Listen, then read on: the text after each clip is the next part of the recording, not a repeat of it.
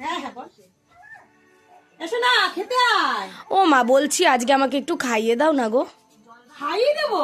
হ্যাঁ, কেন তুই ছোট নাকি তোকে আমি খাইয়ে দেবো? আজকে ঠিক ভালো লাগছে না, তা ভাবলাম আজকে একটু মায়ের হাতে খাই, তো একটু খাইয়ে দাও না। তাহলে আয় খাইয়ে দিয়ে কি করবো? তুই বলছিস যখন খেতে আয়, চলে আয়, চলে আয়। তাহলে তুমি আসো না প্লিজ। ওইখানে যাবো, তুমি এখানে আসো, আমার সামনে এসো, আমার সামনে এসে বসো, আমি খাইয়ে দিচ্ছি। ঠিক আছে, চলো খেয়ে নি। আসো। হ্যাঁ মা, বলছি ওই আলুর গ্রেভি আমাকে দেবে না, প্রচন্ড ঝাল হয়েছে, তা তুমি আমাকে শুধু ডাল দাও। হ্যাঁ ডাল দিচ্ছি, ডাল দিয়ে আর আলু এমনি দিয়েছি, হ্যাঁ, খাওয়াই। যারা হ্যাঁ, একটা ডিমও আলু আছে তোমার জন্য, ডিম ওফ, আছে। আমার পছন্দের জিনিস, একদম আমার মনের মতো জিনিস।